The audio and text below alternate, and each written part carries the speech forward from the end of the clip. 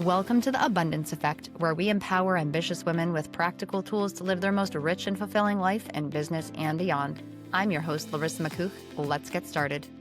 Before we get into today's episode, I just want to share another quick thank you.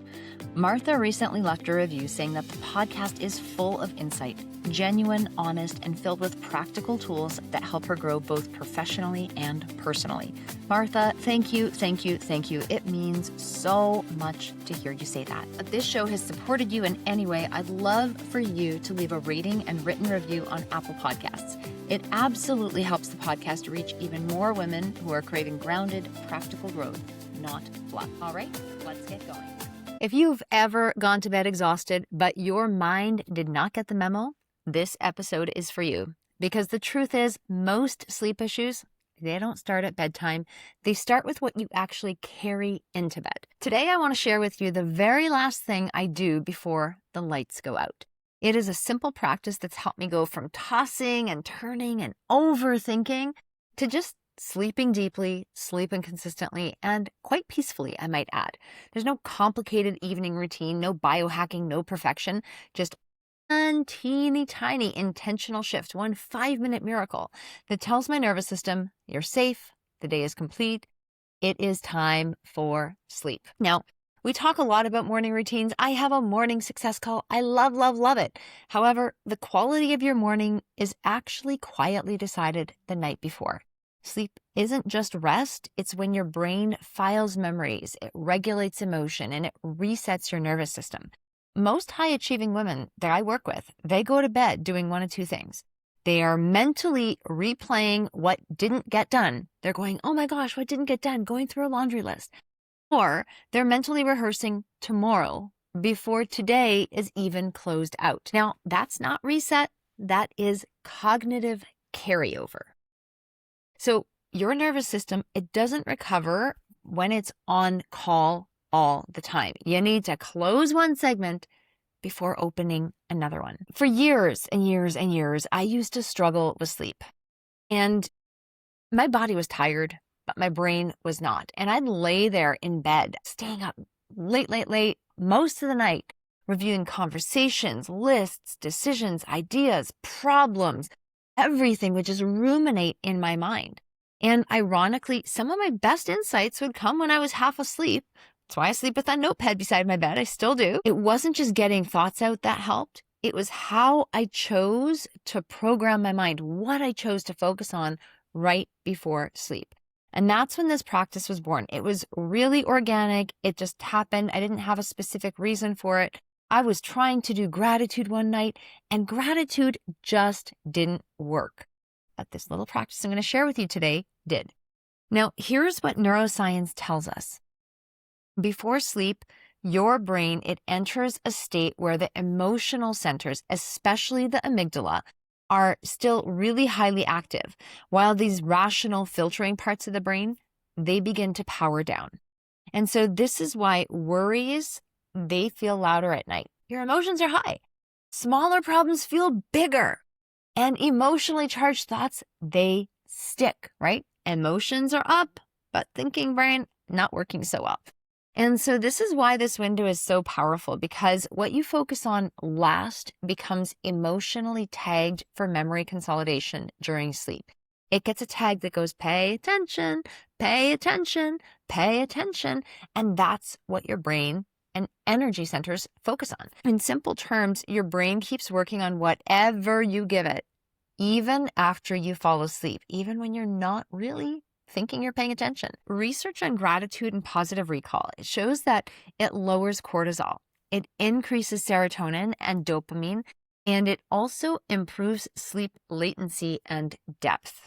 Okay, so it's not just positive thinking. It actually signals completion and safety. And so here is the practice. I know I've been holding out. I've been trying to keep you in suspense, but here's the practice that I do right before bed. The kitchen is tidied.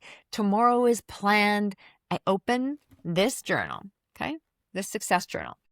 And I used to try to write celebrations and wins. And I always felt weird doing that. And I remember one day I was trying to do gratitudes or celebrations. And I was just like, this is not working for me. I don't care. Don't want to do that. Don't want to. But what I was able to do is I wrote something in my journal. I wrote a headline that said, good things today. Then I just listed them. And since that day, I've literally kept doing that practice. It's been one of the most powerful, simple, easy peasy, lemon squeezy things I've done because it's not fancy.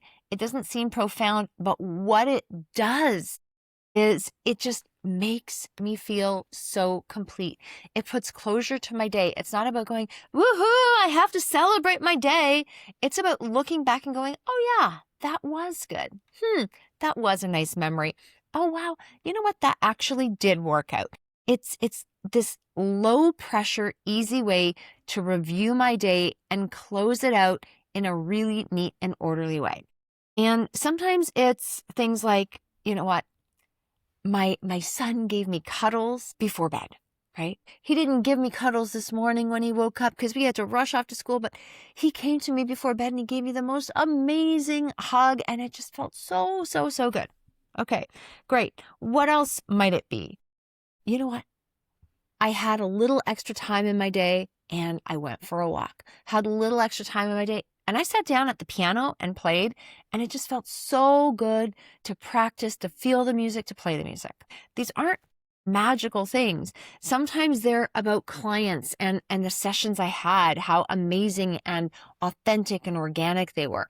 Maybe it's today I recorded 9 podcast episodes and wow, didn't know I could do it, but man, I did it and it felt great. It could be a quantifiable thing. It could be something teeny tiny. It could be the fact that I even cleaned my kitchen, the fact that I put my laundry away. These aren't always big things, but when I look at the good things from today, it's the little things that help me appreciate the journey of my life along the way. Now, there's something I wrote in my notebook. I'm going to find it a couple weeks ago, and it's something I highlighted, and it really stood out to me. And it said, you can't have a happy ending to an unhappy journey. So often we're going after these big goals and dreams, and I love big goals. I love wild success stories, but on a daily basis, you do a whole lot of mundane, simple, boring, routine things. But when you keep doing them and you start finding the joy in the little moments, when you start finding the appreciation, when you can acknowledge the good things from today, that does something to you. It helps you appreciate that journey along the way. And what I find is after I do this list, it is so easy to move on to gratitude. Sometimes I do deliberate gratitude. Sometimes I don't. I always feel like my heart is just so much more full. Why? Because gratitude lands even deeper when it's anchored in reality. It's not some kind of airy-fairy thing I'm doing. I'm not making anything up. I'm not thinking of something from 20 years ago or imagining my goals or dreams are coming true in the future and hoping that I'm grateful for them. No, it's like, this is real. This is recent. I can feel this. I can see this. I can sense this. I can be there now. It's not bypassing, this is integration. And William James, he was a philosopher, he said, the greatest weapon against stress is our ability to choose one thought over another. So good, so good. The greatest weapon against stress is our ability to choose one thought over another. And what good things today does for me is it gives me the ability to choose and recognize the good things from today. Notice I didn't say crap from today list. I didn't say problems. I didn't say what to fix list. I'm like, cancel that. I already know that. It's going to come. It'll be there tomorrow. That's what I might write on a different list, but it's going to stay at my desk. It's not going to come to my bedroom with me unless I really need it in my little tiny notebook by my bed. I'm going to write in my sacred journal, good things today. I'm going to focus on them. I'm going to say thank you for them. Like, thank you, thank you, thank you for the good things that happened today, for the good ways I showed up today, for the good energy that entered my life. And this practice, it chooses the thoughts that your nervous system rests with. This is so, so, so important. It signals completion. Your brain stops scanning for unfinished business, and it really does shift that emotional undertone so you can fall asleep regulated and not reactive. This seeds your unconscious mind so you can wake up calmer because your brain, it's spent the night reinforcing what's actually working, right? Do more of what's good. What you focus on expands. So Focus on things you actually want. Focus on things that are actually good. So there could be this positive ripple effect over time. Your sleep will get quieter, nights will get quieter, mornings will feel cleaner. I go out like a light, not white knuckling to sleep, no mental gymnastics. It's not just about sleep. It really is about training that nervous system to notice safety, progress, goodness, even on imperfect days. And that really does change how you show up in your relationships, in your work, in your decisions, in your physical body, right? When you think good things, right, your thoughts, they lead to your feelings, they lead to your actions, they lead to results. And the thoughts you think, they have a physiological impact on you. So you want to stay healthy? Start thinking healthy things. Start thinking more and more and more and more and more and more and more good things. These small practices repeated consistently, they reshape your inner world. I might sound like a broken record. I've talked a lot about little small things, little small practices, teeny tiny 5-minute miracles. These are baby steps that might seem inconsequential. And if you're a high achiever, you might be looking for a magic pill, but it's these tiny micro shifts that when you actually do them, when you actually stick to them, when you wholeheartedly embrace them, and I know you're not going to do all of them, but I hope you pick 1, 2, 3 over the course of listening to these different podcasts that I've been putting out. Pick something, fully commit to it, own it, embrace it, and that will change your life. I can guarantee it. That is the abundance effect. That's what this work is all about. These small practices repeated consistently to reshape your inner world and positively impact the outer world that you live in. So give this a try tonight. Good things today. Write down those good things from today. Let them be the last seeds planted in your mind. If you're in the mood, say thank you. Give a little gratitude for each of the good things today. If not, just go to bed. You've got some good things to focus on. And if this episode resonates with you, I would love and appreciate if you would share it with a friend, maybe who's tired and wired, maybe someone that really needs to hear this message of, got to start focusing on more and more and more good things.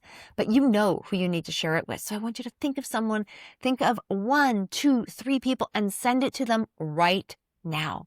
Because better nights change everything that follows for you and for everyone else that you touch. I'll see you again next week. Bye for now. You're listening and thinking, this is so simple. Why haven't I tried this? That's usually how powerful practices work. Save this episode or send it to the woman who's saying she's exhausted but can't turn her brain off at night.